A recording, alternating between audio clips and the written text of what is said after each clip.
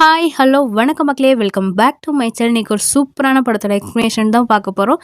இந்த படத்தோட பேர் அங்கம்மாள். டைம் வேஸ்ட் பண்ணாமல் நம்ம சீக்கிரம் கதைக்குள்ளே போகலாம். படத்தோட ஸ்டார்டிங் சீன்லேயே நம்ம படத்தோட மெயின் லீடான அங்கம்மாள் அவங்க பேத்தியை ஸ்கூட்டியில் வச்சுக்கிட்டு எங்கேயோ கூட்டிகிட்டு போகிறாங்க. அப்போ அவங்க பேத்திக்கிட்ட ஒரு கதை சொல்லிக்கிட்டே போகிறாங்க. ஒரு 20-25 வருஷத்துக்கு ஒரு தடவை தான் இந்த மலை மேலே உச்சியிலேருந்து உச்சி மேலே காற்று வரும். அந்த காற்று வரப்போ அப்படியே வாசனை ஆளே தூக்குற மாதிரி இருக்கும். அந்த காற்று சாதாரண காற்று கிடையாது, ஒரு மனுஷனை கூட அப்படியே தூக்கிட்டு போயிடும். ஒரு 25 வருஷத்துக்கு முன்னாடி என்னோட அப்பத்தா மாடு மேய்க்க போனவங்கள கூட அந்த காற்று தூக்கிட்டு போயிடுச்சு அப்படின்னு சொல்லிக்கிட்டே வராங்க. அப்புறம் அந்த உச்சி மலை பூ அந்த காற்று தான் கொண்டு வரும். அந்த பூ ரொம்ப அதிசயமான பூ, ரொம்ப வருஷத்துக்கு ஒரு தடவை தான் அது பூக்கும். அந்த பூவை யாருமே பார்த்ததில்லைன்னு சொல்லிட்டு அவங்க பேத்தியை பச்சை குத்துற இடத்துக்கு அழைச்சிட்டு போகிறாங்க. நம்ம அங்கம்மாள் ப்ளவுஸ்லாம் போட மாட்டாங்க, அவங்க கையில் ஒரு கோலத்தை பச்சையாக குத்திருப்பாங்க. இப்போ பேத்திக்கும் அதே மாதிரி கையில் பச்சை குத்தணும்னு சொல்லிட்டு அந்த பச்சை குத்துற பாட்டியம்மாட்ட போய் இந்த உச்சி மலை பூவை என் பேத்திக்கு பச்சை குத்துன்னு சொல்ல, அந்த பாட்டியும் அந்த பூவை நான் பார்த்ததே இல்லையேன்னு சொல்கிறாங்க. எனக்கு தெரியும், நான் வரைஞ்சி காட்டுறேன், அதை பார்த்து குத்துமா அப்படின்னு சொல்கிறாங்க. நீ எப்போம்மா பார்த்தேன்னு கேட்டதுக்கு, என்னோட அம்மாவோட அம்மா பார்த்துருந்துருக்காங்க, அவங்க எனக்கு வரைஞ்சி காமிச்சாங்க, அது இன்னும் ஞாபகம் இருக்குதுன்னு சொல்லிட்டு ஸ்லேட்டில் எங்கள் அங்கம்மாள் வரைஞ்சி காமிச்சிக்கிட்டு இருக்காங்க. இங்கே அப்படியே சீனை கட் பண்ணால் நம்ம அங்கம்மாளுக்கு 2 பசங்க, அதில் 2வது பையனை எப்படியோ கஷ்டப்பட்டு டாக்டர் ஆக்கியிருப்பாங்க. ஸோ இவர் தாங்க அந்த அங்கம்மாளோட 2வது பையன், டாக்டராக இருக்கவர், டவுனில் டாக்டராக வேலை பார்த்துக்கிட்டு இருக்கவர். அங்கேயே ஒரு பொண்ணையும் லவ் பண்ண ஆரம்பிச்சிட்டாரு. அந்த பொண்ணு சாதாரண பொண்ணு கிடையாது, நல்ல பணக்கார பொண்ணு, வீட்டுக்கு ஒரே பொண்ணு, சொந்தமாக தேட்ரு ஹாஸ்பிட்டல்னு சொல்லிட்டு எக்கச்சக்க சொத்து அவங்களுக்கு. இங்கே நம்ம அங்கம்மாள் பேத்திக்கு பச்சை குத்துறதுக்கு அந்த பூவெல்லாம் வரைஞ்சி காமிச்சிக்கிட்டு இருக்காங்களா. இந்த விஷயம் அந்த அங்கம்மாளோட மருமகளுக்கு தெரிஞ்சு, என்னை கேட்காம என் பொண்ணை அழைச்சிட்டு போய் பச்சை குத்த அழைச்சிட்டு போயிட்டீங்களான்னு சொல்லிட்டு வந்து பயங்கரமாக சண்டை போடுறாங்க. அது மட்டும் இல்லாமல் அங்கம்மாள் மருமகளை அடக்கி வச்சிருக்க டைப்பு. ஏன் முன்னாடியே நீ இவ்வளோ பேச்சு பேசுறியாடி அப்படின்னு சொல்லிட்டு மருமகளை ஓங்கி பலார்னு அறையிறாங்க. அதுக்கு மருமகளும், அத்தை இவ சின்ன பிள்ளையா இருக்கான்னு சொல்லிட்டு நீங்கள் பச்சை குத்திட்டிங்கன்னா நாளைக்கு காலம் மாறுற காலத்தில் எனக்கு எதுக்கு இப்போ இந்த பச்சையை குத்துனீங்கன்னு சொல்லிட்டு அவள் வளர்ந்து உங்கள் மேலே தான் கோவப்படுவான்னு சொல்ல, இதுக்கு அங்கம்மாளும், நீ பேசாதடி, என்னோட அப்பத்தா பேரை இவளுக்கு ஆசையாக வச்சா நீ ஸ்கூலில் மஞ்சுன்னு வேற பேர் கொடுத்துருக்க, இதெல்லாம் என்ன எனக்கு தெரியாதுன்னு நினச்சியா அப்படின்னு சொல்லிட்டு மருமகளை போட்டு திட்டுன்னு திட்டுறாங்க. அப்படியே சீனை கட் பண்ணால் அங்கம்மாளுக்கு 2 க்ளோஸ் ஃப்ரெண்டு அவங்கள்ட்ட தான் பேசிகிட்டு இருக்காங்க.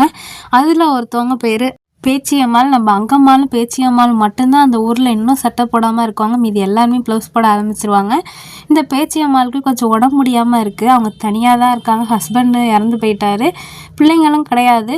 அதனால உன் பையன் இப்போ ஊர்லேருந்து வந்தானா அவனை வைத்தியம் பார்க்க வர சொல்லு அப்படின்னு சொல்லிட்டு அங்கம்மாள்கிட்ட கேட்டுக்கிட்டு இருக்காங்க. அப்படியே சீனை கட் பண்ணால் இப்போ டவுனில் இருந்த அவங்களோட டாக்டர் பையன் லீவுக்காக ஊருக்கு வந்திருக்காரு. அங்கம்மாள் பையனை அழைக்கிறதுக்காக வண்டியில் வெயிட் பண்ணிகிட்டு இருக்காங்க. இவங்களுக்கு சூட்டு குடிக்கிற பழக்கமும் இருக்குது. பையன் வந்தவுடனே வாப்பான்னு சொல்லிட்டு கூப்பிடுறாங்க. என்னம்மா நீ வந்திருக்க, அண்ணன் அனுப்பிவிட வேண்டியதானேன்னு கேட்க, அதுக்கு அங்கம்மாவில், அண்ணன் எங்கப்பா வீட்டில் தங்குறான், முன்னாடியாவது வெளில சண்டைக்கிண்டே பிரச்சனை இழுத்துக்கிட்டு இருந்தான், இப்போ கொஞ்சம் அமைதியாக இருக்கான், ஆனால் என்ன ஆகும்னா போய் அந்த போர் செட்டில் உட்காந்துக்கிறான் அப்படின்னு சொல்லிட்டு இருக்காங்க. டாக்டர் பையனும், நீ கொஞ்சம் அவன்கிட்ட எடுத்து பேச வேண்டியதானம்மான்னு கேட்க, எங்கே இன்னொரு பிள்ளை பெற்று கொடுறான்னு கேட்டதுக்கு, என்னை என்னென்ன வார்த்தையெல்லாம் தெரியுமா பேசிட்டான் அப்படின்னு சொல்லிட்டு அங்கம்மாலாம் அவங்க டாக்டர் பையன்கிட்ட புலம்பிக்கிட்டே வராங்க. ஆனால் நம்ம ஹீரோ மெயினாக இப்போ இங்கே வந்தது அவரோட லவ் மேட்ரை பற்றி வீட்டில் சொல்கிறதுக்கு தான். வண்டியில் வரப்பே அந்த விஷயத்தையும் அம்மா கிட்ட அவர் சொல்லிடுறாரு. இங்கே வீட்டில் அங்கம்மாவும் பயங்கர கோவத்தில் இருக்காங்க.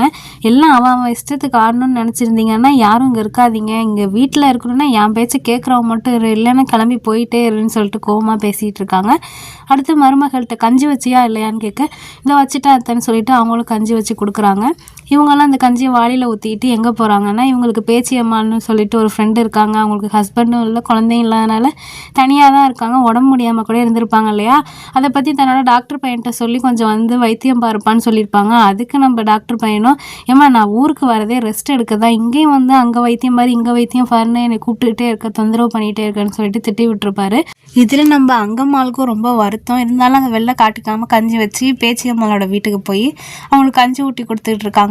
அது மட்டும் இல்லாமல் டாக்டர் பையன் லவ் மேட்ரை சொன்னார் இல்லையா, அதை பற்றியும் சொல்லிகிட்டு இருக்காங்க. இது மாதிரி என் பையனை டாக்டருக்கு படிக்க வச்சான் இல்லையா, அவன் ஒரு பொண்ணை விரும்பியிருக்கான், அந்த பொண்ணு வீட்டுக்கு ஒரே பொண்ணு, மொத்த தேட்ரு ஹாஸ்பிட்டல்னு சொல்லிட்டு மொத்த சொத்தும் இவளுக்கு தான், கல்யாணத்துக்கு அப்புறம் அது அப்படியே என் பையனுக்கு தான் வரும் அப்படின்னு சொல்லி பேசிகிட்டு இருக்காங்க. அது மட்டும் இல்லாமல் பேச்சியம்மா, இனி வரப்போகிற மருமகள்கிட்ட கார் வாங்கணும் அது வாங்கணும்னு சொன்னி அதெல்லாம் பேசி விட்டுரு அப்படிங்க, அது எப்படி வாங்காமல் இருப்பேன், என் பையனை டாக்டருக்கு படிக்க வச்சுருக்கேன், எல்லாம் நான் வாங்கணுமோ எல்லாத்தையும் வாங்கிட மாட்டேன் பேசி அப்படின்னு சொல்லிட்டு இருக்காங்க அங்கம்மாளும். அங்கம்மாள் தான் சாப்பாடு ஊட்டுறதுக்கு பேச்சியம்மா வீட்டுக்கு வந்துட்டாங்க இல்லையா. இங்கே அங்கம்மாவோட 2 பசங்க அண்ணி எல்லாம் என்ன பேசிக்கிட்டு இருக்காங்கன்னா, நம்ம டாக்டர் பையனோட லவ் பண்ணுறாரு இல்லையா, அவங்க குடும்பம் நல்லா பெரிய குடும்பம், நல்ல டீசெண்டான ஆளுங்க. அவங்க நம்ம வீட்டுக்கு வரேன்னு சொல்லியிருக்காங்க பார்த்து பேசுகிறதுக்கு கல்யாண விஷயமா. அம்மா இன்னும் சட்டை போடாமல் இருக்காங்க, பார்த்தா நம்மளுக்கு கேவலமாக நினைப்பாங்க. அண்ணி எப்படியாவது அம்மா கிட்ட பேசி கொஞ்சம் சட்டை மட்டும் போட வச்சிருங்களேன்னு சொல்லிட்டு அங்கம்மாளோட 2வது பையனான டாக்டர் அவரோட அண்ணிக்கிட்ட கேட்டுக்கிறாரு. அதுக்கு அண்ணியும் நீங்கள் ஒன்றும் கவலைப்படாதீங்க குழந்தைனாரே, நான் பார்த்துக்கிறேன்னு சொல்கிறாங்க. இங்கே அடுத்த நாள் அங்கம்மாவில் காலைல வெள்ளனவே ஏந்திரிச்சு வீடு வாசல்லாம் கூட்டிட்டு கோலம் போட்டுட்டு பால் கறந்துட்டு இவங்க தான் ஊர் ஏரியாவுக்கெலாம் பால் ஊற்றுவாங்க போல். ஸோ கிளம்பி பால் டின்னை எடுத்துக்கிட்டு வண்டியில் போகிறாங்க, எல்லார் வீட்டுக்கும் பால் ஊற்றுறாங்க. அப்படி இவங்க யதார்த்தமாக ஒரு வீட்டில் பால் ஊற்றுறதுக்காக போய் வெயிட் பண்ணிகிட்டு இருக்கும்போது இவங்க ஹார்ன் அடிச்சுக்கிட்டே இருக்காங்க. இவங்க ஹார்ன் சவுண்டு கேட்டோன்னா அந்த வீட்டில் இருக்க ஒரு பெரியவர் நம்ம அங்கம்மாவை பார்க்குறதுக்காக வராரு. அந்த பெரியவர் வந்தோன்னே அங்கம்மாளுமே பார்த்து சிரிக்கிறாங்க. அதுக்கப்புறம் அந்த வீட்டில் இருக்க லேடி வந்து பால் வாங்குறதுக்காக வந்தோன்னே அந்த பெரியவர் அப்படியே ஒதுங்கிடுறாரு. அப்புறம் பால் வாங்க வந்த அந்த லேடிக்கிட்டேயும், ஏம்மா இன்னும்மா நீ பால் நிறுத்தலாம், உன் குழந்தைக்கு 4 வயசாகிடுச்சு, இன்னும் நிறுத்தாமல் என்ன பண்ணிகிட்ருக்கான்னு சொல்லிட்டு அங்கம்மா அப்படியே அட்வைஸ் பண்ணிட்டு போகிறாங்க. இந்த டைம் கிடச்சா இந்த படத்தை பாருங்கள். ஏன்னா இந்த படத்தில் வர டைலாக் எல்லாம் என்னால் ஓப்பனாக இப்படி பேசினாங்க அப்படி பேசினாங்கன்னா சொல்ல முடியாது. அதனால் பார்க்கணுன்னு நினைக்கிறவங்க இதோட வீடியோ ஸ்டாப் பண்ணிவிட்டு கூட இந்த படத்தை பார்க்கலாம். ஆனால் நல்ல ஃபீல் குட் மூவி தான். அப்படியே சீனை கட் பண்ணால் அங்கம்மாளோட மருமகளை தான் காட்டுறாங்க. நம்ம டாக்டர் பையனும் அண்ணிக்கிட்ட வந்து பேசுகிறாரு. அண்ணி எப்படியாவது பேசி அம்மாவை சட்டை போட ஒத்துக்க வச்சுக்காங்களேன்னு சொல்ல, இவங்களும் நான் பேசுகிறேன்னு சொல்லிட்டு வந்து அங்கம்மாள்கிட்ட பேசுகிறதுக்காக வராங்க. அங்கம்மாலும் மருமகளை பார்த்தோன்னே எக்கச்சக்கமான வேலை விடுறாங்க. அந்த கத்தியை எடுத்துக்கூட அந்த வெங்காயத்தை எடுத்துக்கூட நான் உரிக்கிறேன்னு சொல்ல, இவங்களும் அப்படியே கொஞ்சம் கொஞ்சமாக பேச ஆரம்பிக்கிறாங்க. அத்தை, நம்ம டாக்டர் தம்பி லவ் பண்ணுற பொண்ணு வீட்டிலேருந்து கல்யாண விஷயமா பேச வராங்கல்ல, அவங்க வர அன்னைக்கு நீங்கள் கொஞ்சம் அழகாக நல்ல பட்டு புடவையெல்லாம் உடுத்தணும்னு தம்பி ஆசைப்படுதுன்னு சொல்ல, இதுக்கு என்ன, என் பையன் விசேஷத்துக்கு நான் பட்டு புடவையெல்லாம் உடுத்தாமையாக இருப்பேன், என் கல்யாண புடவை இருக்குது அதை எடுத்து உடுத்திக்கிறேன், உன் கல்யாணத்துக்கு கூட நான் அதுதானே போட்டிருந்தேன், அது போட்டனால நான் மகாராணி கணக்காக இருப்பேன் அப்படின்னு சொல்ல, அது இல்லை அத்தை, நீங்கள் சட்டை போட்டிங்கன்னா நல்லாயிருக்கும்னு எதிர்பார்க்குறாரு அப்படின்னு சொல்ல, அதெல்லாம் போட முடியாதுன்னு சொல்லிட்டு அங்கம்மா கட்டன் ரைட்டாக பேசிடுறாங்க. ஏன் அந்த சட்டையை போட்டால் தான் நான் அழகாக தெரிவேன்னா, ஏன் இப்போ எப்படி இருக்கா அப்படின்னு சொல்லிட்டு கோவமாக மருமகளை திட்டி விட்டுடுறாங்க. ஆஹா, பிளான் ஃபெயிலியர் ஆயிடுச்சுன்னு சொல்லிட்டு டாக்டர் பையனும் வருத்தப்படுறாரு. நம்ம டாக்டர் பையன் லவ் பண்ணுற பொண்ணு வந்து நம்ம அங்கம்மாளுக்காக வாய்ஸ் நோட்லாம் பேசி ரெக்கார்ட் பண்ணி கொடுத்துருப்பாங்க. அதையும் டாக்டர் பையன் நம்ம அங்கம்மாளுக்கு ஹெட்ஃபோன்லாம் போட்டு மாட்டி விட அவங்களுக்கும் அவங்க பேசுகிறது ரொம்ப பிடிச்சிருக்கு, மருமக பேசுகிறது. இவங்களாம் அதெல்லாம் பார்த்து சந்தோஷப்படுறாங்க. அவங்களோட ஃப்ரெண்ட்ஸுங்கள்ட்டையும் இதை போட்டு காமிக்கிறாங்க. இவன் மருமக வாய்ஸ் நல்லா சூப்பராக இருக்கே, இனிமையாக இருக்கே கேட்கன்னு சொல்லிட்டு வேலையெல்லாம் பார்த்துக்கிட்டு இந்த சாப்பிட்ற கேப்பில் பேசிக்கிட்டு இருக்காங்க.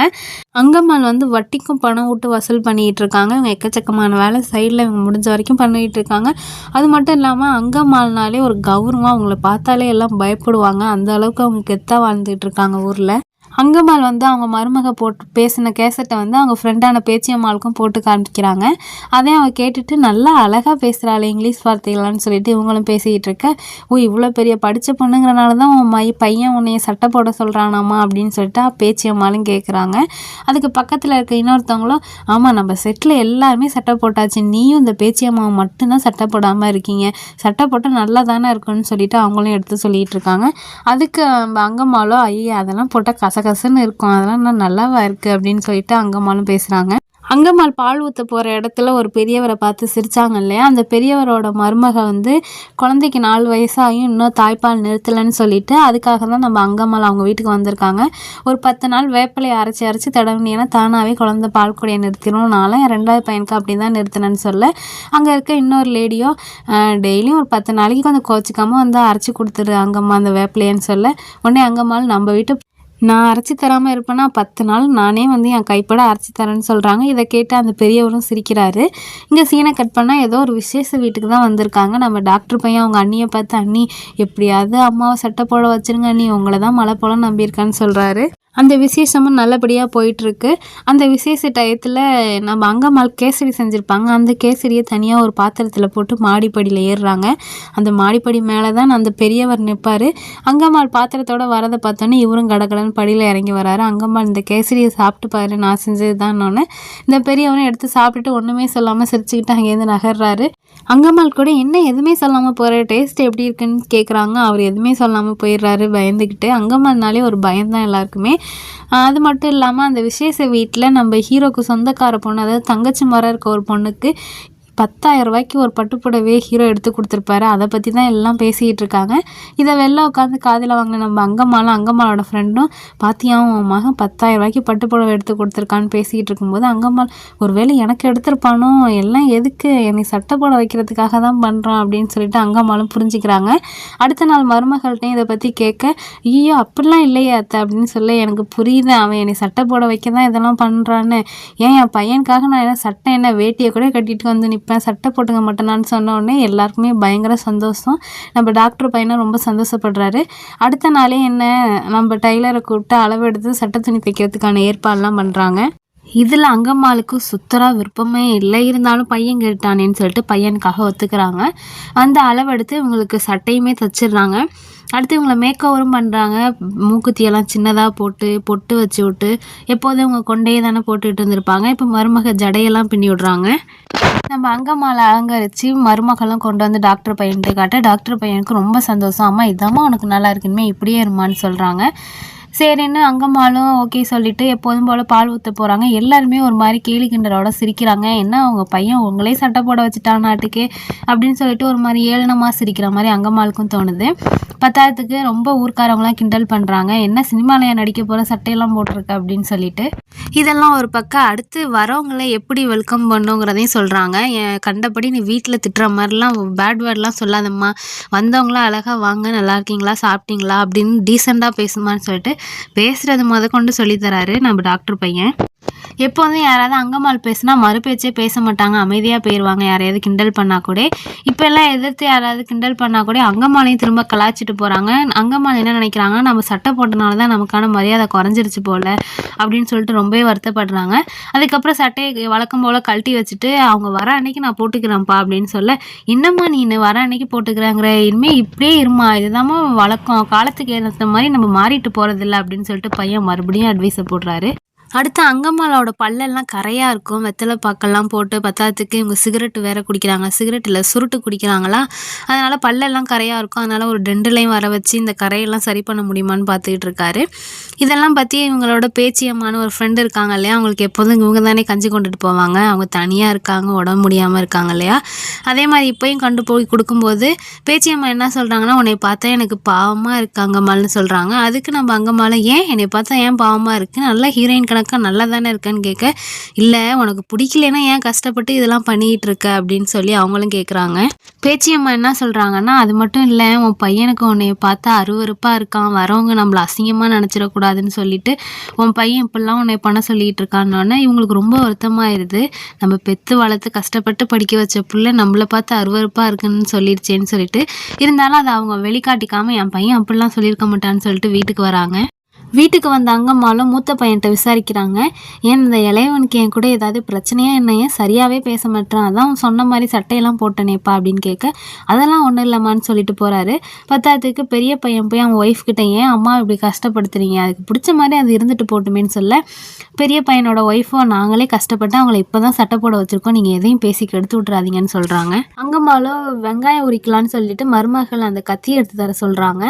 எப்போதும் அங்கம்மா ஏதாவது வேலை சொன்னால் டான்னு பயந்துக்கிட்டு வந்து மருமக செஞ்சுருவாங்க. ஆனால் இந்த தடவை இலக்கானமாக அங்கே தான் இருக்காத்த, நீங்கள் எடுத்துக்காங்கன்னு சொல்லிட்டு போகிறாங்க. இது உங்களுக்கு இன்னும் வருத்தமாக போயிடுச்சு. நம்ம சட்டை அவங்க சொல்கிறதெல்லாம் பண்ணுறனாலையா, இல்லை நம்ம சட்டை போடுறனால தான் இப்போ நம்மளுக்கு மரியாதை இல்லாமல் போச்சான்னு வருத்தப்படுறாங்க. இப்போ நம்ம சொல்கிறத யாரும் கேட்க மாட்டுறாங்க, நமக்கு பேச்சுக்கு மரியாதை இல்லைன்னு சொல்லிட்டு. பத்தாயிரத்துக்கு இந்த டாக்டர் பையன் வேறு டவுனில் நம்ம அங்கம்மாளை அழைச்சிட்டு வந்து டென்டல் கிளினிக்கில் வந்து பல்லை சரி பண்ணலாமான்னு பார்க்குறாங்க. டென்டிஸ்ட்டை என்ன சொல்கிறாருன்னா, பல்லு ரொம்ப கரை அதிகமாக இருக்குது, பல்லை பிடுங்கி புது பல்லு தான் கட்டணும்னு சொல்ல, நம்ம டாக்டர் பையன் அப்போ எல்லா பல்லையும் இன்றைக்கே பிடுங்கிடலாமான்னு கேட்குறாரு. உடனே டாக்டரும், எப்படி சார் எல்லாத்தையும் ஒரே நாள் பிடுங்க முடியும், நீங்களும் டாக்டர் தானே, ஒரு நாளைக்கு 2 தான் பிடுங்க முடியும்னு சொல்ல, சரி அப்போ இன்றைக்கி 2 பிடுங்கிருங்க அப்படின்னு சொல்கிறாரு. அங்கம்மாளுக்கு ரொம்ப வருத்தம், நம்ம நிலமையிலேருந்து யோசிச்சிக்காமல் அவன் சுயநலத்துக்காகவே எல்லாத்தையும் பண்ணுறானேன்னு சொல்லிட்டு அவங்க வெளியில் எதையுமே காட்டிக்கல, அப்படியே அமைதியாகிடுறாங்க. அவங்க ஃபேஸ் ரியாக்ஷன்லேயே எல்லாத்தையும் காட்டியிருப்பாங்க. டைம் இருந்தால் இந்த படத்தை பாருங்கள், அதில் உள்ள அந்த உணர்ச்சியை என்னால் ஃபுல்லாக அவங்களுக்கு சொல்ல முடியாது. இந்த படம் ரொம்பவே நல்லாயிருக்கும், ஃபீல் குட் மூவி தான். நீங்கள் பார்க்குறது இன்னும் பெட்ரு. டைம் இல்லாதவங்க இந்த வீடியோ கண்டினியூ பண்ணிக்கோங்க, பார்க்க நேரம் இல்லாதவங்க. அடுத்து நம்ம டாக்டர் பையனும் மொத்த ஃபேமிலியும் அழைச்சிட்டு வந்து எல்லாருக்கும் ட்ரெஸ் எடுத்து கொடுத்துருப்பாரு. அப்படியே சாப்பிட்டுட்டு போகலாமேன்னு சொல்லிட்டு ஹோட்டலுக்கு போவாங்க. போய் எல்லாருமே சேரில் முதல்ல இடம் பிடிச்சிக்கிறாங்க. அங்கம்மாள் கடைசியாக வராங்க. யாரும் இங்கே உட்காருங்க சாப்பிடுங்கன்னு கூட யாரும் சொல்லலை. இவங்க பேத்தியோடு உட்காந்து அவங்க பாட்டுக்கு சாப்பிட்டுட்டு இருக்காங்க. அது இன்னும் வருத்தமாக இருக்குது. அடுத்து அங்கம்மாளோட ஃபஸ்ட்டு பையனோட ஒய்ஃபோ நம்ம டாக்டர் பையன்ட்டு எனக்கும் சுடிதார் போடணுன்னு ஆசையாக இருக்குது தம்பி, எனக்கும் சுடிதார் எடுத்து தரீங்களான்னு கேட்க, சரி அண்ணி வாங்க சுடிதார் எடுத்துக்கலான்னு சொல்லிட்டு கடைக்கு அழைச்சிட்டு போய் சுடிதார் பார்த்துக்கிட்டு இருக்காங்க. ரொம்ப நேரமாக செலக்ட் பண்ணிகிட்டு இருக்காங்க. இவங்க கடைக்கு வெளில உட்காந்துருக்காங்க, யாருமே அவங்களை கண்டுக்கல. இதில் அவங்க ரொம்ப வெக்ஸ் ஆகி போயிடுறாங்க. இதுக்கு மேலே இங்கே இருக்க வேணான்னு சொல்லிட்டு பஸ் ஏறி ஊருக்கு வந்துடலாமேன்னு பஸ் ஏறிடுறாங்க. அதே பஸ்ஸில் தான் இவங்க ஒரு பெரியவரை பார்த்து சிரிப்பாங்க இல்லையா, அந்த பெரியவர் கூட இருக்கார். இப்போ பஸ் ஸ்டாண்டில் ஸ்டாப்பிங் வந்தோடனே இறங்கி நடந்து போயிட்டுருக்காங்க. அந்த பெரியவரும் பின்னாடியே நடந்து வந்துகிட்டு இருக்காரு. நம்ம அங்கம்மாள் கிட்ட போய் அன்னைக்கு ஒரு நாள் கேசரி கொடுத்தாரு இல்லையா, அன்னைக்கு கொடுத்த கேசரி ரொம்பவே டேஸ்ட்டாக இருந்துச்சுன்னு வந்து சொல்கிறாரு. அங்கம்மாளுக்கு பயங்கர கோவம். இவ்வளோ நாள் என்கிட்ட பேச வராத தைரியம் உனக்கு இப்போ எப்படி வந்துச்சு, நான் சட்டை போட்டோன்னே என்கிட்ட வந்து பேசலான்னு தைரியம் வந்துருச்சு அப்படின்னு சொல்லிட்டு அவர்கிட்டையும் பயங்கரமாக சண்டை போட்டுட்டு நேராக வீட்டுக்கு வந்து இவங்களுக்கு எக்கச்சக்கமான ப்ளவுஸ்லாம் தைச்சிருப்பாங்க இல்லையா, அதெல்லாம் அடுப்பில் போட்டு கொளுத்திட்டு வண்டியை எடுத்துகிட்டு இவங்களுக்கு ஒரு ஃப்ரெண்டு இருப்பாங்களே பேச்சியம்மான்னு சொல்லிட்டு அவங்கள போய் பார்க்கலாமேன்னு அங்கே போய் பார்த்தா அவங்க இறந்து போயிட்டாங்க. இன்னைக்கு இவங்களுக்கு பயங்கர வருத்தம்.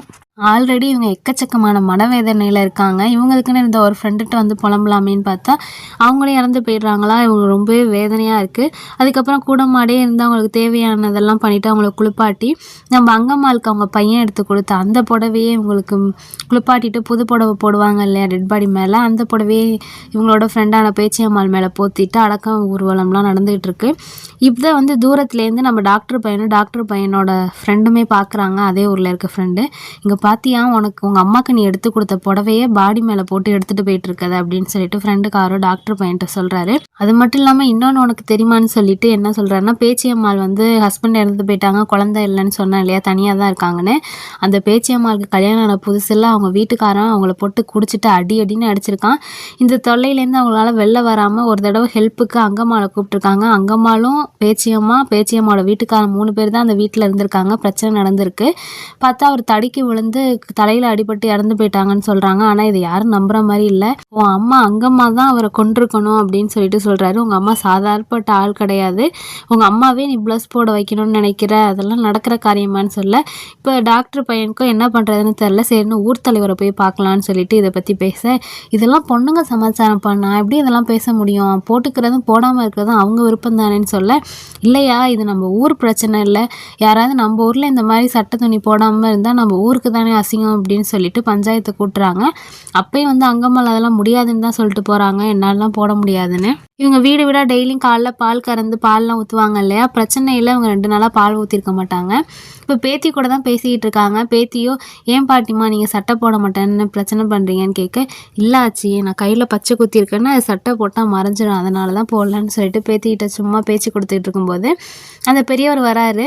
என்ன 2 நாளாக பால் தரவே இல்லை, அதான் பால் வாங்க வந்தேன்னு சொல்கிறாரு. பத்தாவதுக்கு நீ இவ்வளோ பிரச்சனையில் இருக்க, இவ்வளோ கஷ்டத்தில் இருக்கன்னு எனக்கு தெரியாது அப்படின்னு சொல்லி பேசும்போது, நானும் அன்னைக்கு பேசினது தப்பு தான், வந்துட்டு டக்குன்னு கோவமாக பேசிட்டேன், நான் கொஞ்சம் கோவத்தில் இருந்தனாலன்னு சொல்லிட்டு அங்கம்மாலாம் அவர்கிட்ட நல்லபடியாக தான் பேசுகிறாங்க. இங்கே அப்படியே சீனை கட் பண்ணால் அந்த டாக்டர் பையனை காட்டுறாங்க. அவங்க அம்மாவை சட்டை போட வைக்கணுங்கிறதுக்கு இவர் எந்த எக்ஸ்ட்ரீம்னாலும் போவார் போல். அதான் பஞ்சாயத்தே கூட்டியிருக்காரு பஞ்சாயத்து தலைவரை பார்த்து. பத்தாவதுக்கு அவங்க அம்மா சட்டை போடாதனால தான் இவருக்கு கௌரவ குறைச்சலாகவும் இவர் நினைக்கிறாரு. கஷ்டப்பட்டு படிக்க வச்ச அம்மாவே இப்படி ஏளனமாக பார்க்குறாரு, அசிங்கமாக பார்க்குறாரு.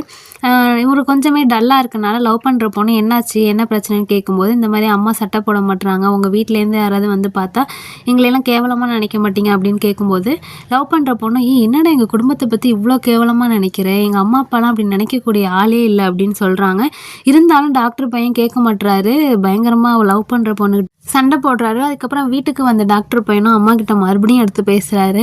அம்மா நீ சட்டை தானம்மா போட சொல்கிறேன், என்னம்மா இப்படி பண்ணுற அப்படிங்கும்போது, என்னால் போட முடியாது அப்படின்னு சொல்லிட்டு இப்போயும் அங்கம்மா சொல்கிறாங்க. அப்போ ஒரு மூத்த பையன் வந்தோடனே மூத்த பையன்கிட்ட பேசுகிறாங்க.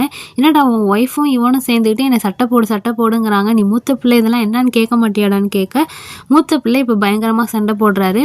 எனக்கு உன்னையை பார்த்தாலே பிடிக்கலம்மா, நீ என்னைக்கும் அவனுக்கு பார்சியாலிட்டி பார்த்துருக்கேல்ல, என்ன எங்கேயாவது நீ படிக்க வச்சியா, நான் வய வேலையும் காட்டு வேலையும் பார்த்துக்கிட்டு இருந்தேன், ஆனால் நீ அவனை டாக்டர் வரைக்கும் படிக்க வச்ச. ஊர்க்காரவங்கலாம் சொன்னாங்க உங்கள் அம்மா ஒரு கண்ணில் நெய்யும் இன்னொரு கண்ணில் வெண்ணையும் ஊற்றுறாங்கன்னு சொல்லிட்டு, ஆனால் அப்போ கூட நம்மளம்மா, ஆனால் போதாமல் தெரியுது அப்படின்னு சொல்லிட்டு மூத்த பையனும் பிரச்சனை பண்ண, மூத்த பையனோட ஒய்ஃபுமே வந்து சண்டைக்கு வந்துடுறாங்க.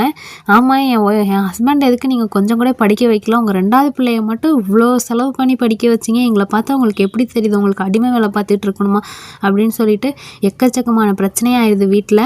மூத்த பையன் பயங்கரமாக பேசிட்டு நான் போகிறேன்னு சொல்லிட்டு எங்கேயோ போய் உட்காந்துடுறாரு. இங்கே வீட்டில் வந்து ஒரு அலையே அடித்து ஓஞ்ச மாதிரி அமைதியாக இருக்கா. அங்கம்மாளுக்கு மனசில் எக்கச்சக்கமாக ஓடிட்டுருக்கு கவலைகள். ஆனால் யார்கிட்டையும் சொல்ல முடியல, அமைதியாக உட்காந்துருக்காங்க. அப்போ பார்த்தா 20-25 வருஷத்துக்கு ஒரு தடவை வர அந்த உச்சாணி காற்று வருது. அந்த காற்றுல காடெல்லாம் பற்றி எரியுது. இவங்க வச்சுருந்த ஒரு வைக்கப்போற கூட தீ பிடிச்சிருது. நம்ம டாக்டர் பையனும் அங்கம்மாளும் தான் சேர்ந்து அதை அணைக்கிறாங்க. அணைச்சிட்டு உட்காந்துருக்கும் போது டாக்டர் பையன் கேட்குறாரு, ஏமா என்னை மட்டும் படிக்க வச்சா அண்ணனை படிக்க வைக்கலன்னு கேட்கும்போது, அதுக்கு இப்போ அங்கம்மாள் எல்லாம் சொல்கிறாங்கன்னா, அவன் நீ சின்ன பிள்ளையா இருந்த, அவன் படிச்சுக்கிட்டு இருந்த டயத்தில் அவங்க அப்பா திடீர்னு இறந்துட்டாரு. அதுக்கப்புறம் நாங்கள் சாப்பாட்டுக்கு வழி பண்ணி ஒரு நிலமையில நிற்கிறதுக்கே எங்களுக்கு நேரம் பத்தல. நான் தான் அவனை சரியாக படிக்கிற விஷயத்தில் கண்டுக்கல. அடுத்து எனக்கு ஒரு வைராக்கியம், உன்னையாவது எப்படியாவது படிக்க வச்சிடணும்னு சொல்லிட்டு அப்படின்னு சொல்லிட்டு ரொம்ப வருத்தப்படுறாங்க. அதான் உன்னை டாக்டர் வரைக்கும் படிக்க வச்சேன்னு சொல்லி பேசுகிறாங்க.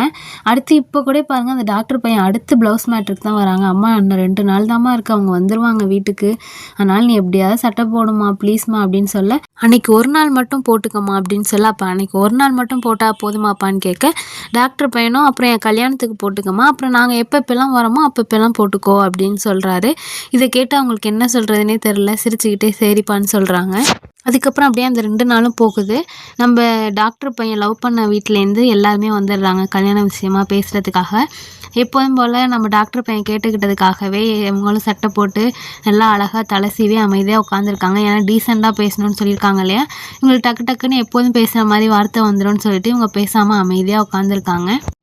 வீட்டில் உள்ள எல்லாருமே பேசிக்கிட்டு இருக்காங்க. அப்போ யதார்த்தமாக இந்த டாக்டர் கல்யாணம் பண்ணிக்க போகிற பொண்ணு இருக்காங்க இல்லையா, அவங்க வந்து குழந்தையோட டிராயிங் புக்லாம் எடுத்து பார்த்துக்கிட்டு இருக்கும்போது அதில் ஆச்சியோட, அதாவது நம்ம அங்கம்மாளோட சேர்ந்து எடுத்த ஃபோட்டோ இருக்கும். அதில் ப்ளவுஸ் இல்லாமல் தான் இருக்கும்.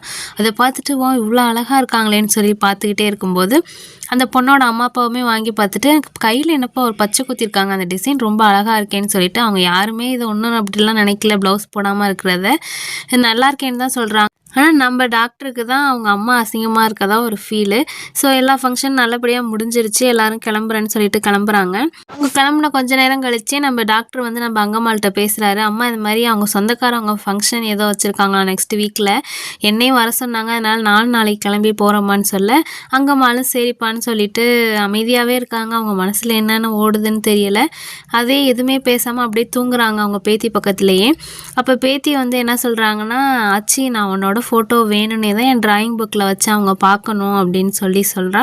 உடனே அங்கம்மாலும் ஏன் அப்படி பண்ண அப்படின்னு கேட்க, இல்லை நீ சட்டை போட்டால் நீ பச்சை குத்துனது மறைஞ்சிரும்னு சொன்னியல்ல, அதனால தான் நீ பச்சை குத்துனது அவங்கெல்லாம் பார்க்கணுன்னு சொல்லிட்டு தான் நான் வச்சேன் அப்படின்னு சொன்னோன்னே இவங்களுக்கு கண்ணீராக ஊற்றுது அங்கம்மாளுக்கு. அப்படியே 2 பேரும் தூங்கிடுறாங்க. கொஞ்சம் நேரம் கழித்து பேத்தி ஏந்திரிச்சு பார்க்குறா, வீட்டில் எல்லாரும் அழுதுகிட்டு இருக்காங்க. என்னடான்னு பார்த்தா அங்கம்மாள் சொல்லாமல் கொள்ளாமல் வீட்டை விட்டு போயிட்டாங்க போல். அவங்கள ஊர் முழுக்க தேடி பார்த்துட்டாங்க, எங்கே தேடியும் கிடைக்கல. அதனால எல்லாம் சோகமாக உட்காந்துருக்கப்ப பேத்தி வந்து, பாட்டி எங்கே போயிருக்காங்கன்னு எனக்கு தெரியும், என் கையில் பார்த்தீங்களா உச்சாணி பூ இருக்குது, பாட்டி என்கிட்ட ஏற்கனவே சொல்லியிருக்காங்க உச்சி மலை காற்று வந்தால் ஆளுங்களை தூக்கிட்டு போயிருக்கணும், அதே மாதிரி தான் உச்சி மலை காற்று நம்ம ஆச்சியையும் தூக்கிட்டு போயிருக்கணும். இந்த குழந்தை இன்னசென்ட்டாக சொல்கிறதோட இவங்க அழுதுகிட்டே இருக்கிறதோட இந்த படத்தையும் முடிக்கிறாங்க. டைம் இருந்தால் அந்த படத்தை பாருங்கள், ஒரு நல்ல feel good movie. Thank you so much friend.